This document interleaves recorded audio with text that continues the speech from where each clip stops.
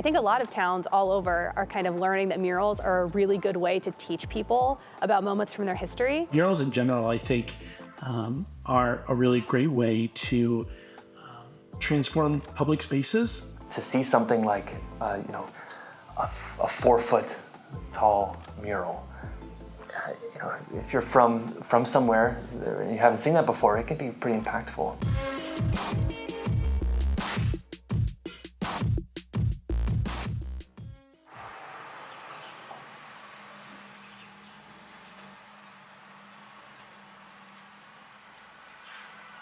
One of the things that I know a lot of towns around here pride themselves on are their history museums. And I love history. And so I am someone that would go into a history museum even if it's a town that only has, 500 people in it. And so I think a lot of those towns are realizing that murals are a phenomenal way to visually draw people into those moments in history. So somebody that might not be likely to walk into a history museum or read a lot about what happened there, the mural is a way that they can visually connect them with that part of history in a really palatable way. Something that is beautiful to look at, but also is teaching them something at the same time. I try to find ways to help people ask questions when they see the mural, and why is that picture up there, or what's going on, and try to inspire curiosity with people. It's all about what happens in that moment and the way that it makes you feel, and that's what art's all about. Is pulling you out of your phone. It's pulling you out of the mundaneness of life and making you feel something. And those feelings can really change the trajectories. Change the trajectory of communities, of people, of ideas.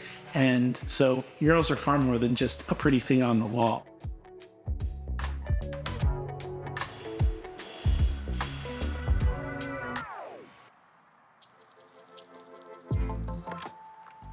People that are here can look at a piece and it becomes shared culture. And whether they like it or not, it sort of creates a sense of common ground. And you think about Cedar Rapids and you think about, oh yeah, it's somebody who maybe visited here one time can think back to some public art piece that they may remember. And now it just becomes a commonality. And in a world where things are constantly being ripped apart in a lot of ways, socially, I'd say, public art has that opportunity to be a simple and a subtle sense of common ground that I think is powerful for just people of all different types, shapes, sizes, affiliations, whatever, can come back to as that sense of common ground. I do love to drive around town and discover that new murals have come in. And so, yeah, there is one on the west side of town that looks like Lucille Ball with like outer space stuff and all these different things, and it's tucked between two buildings. And so if you're not looking, you might not see it. But it's those pieces that are just really fun to discover and just realize that as you go around, our community just continues to be elevated with more and better art. Some of my favorite murals that I've seen don't even really have anything in them that we would relate to in terms of a building or a car or a person or an animal or nature. It's just colors and graphics, and the way they do it is just easy to look at and appreciate. In a big mural, in a big piece of artwork, no matter what culture you're from or no matter what age you are, you can usually find something to appreciate within it, whether it's the fine art aspect or like the connection to street art or whatever it is. It's just a really big, cool piece that lots of people can stand in front of and find something to appreciate. Everyone deserves to have art, and growing up, I thought, oh, art is what you see in a museum or in a book. But, with Cedar Rapids, we're fortunate to have art everywhere, whether it's downtown or whether it's in your neighborhood. When I think about visiting any major city, and if I'm going to be downtown or maybe I'm there for a work trip or whatever it is, I remember the public art pieces.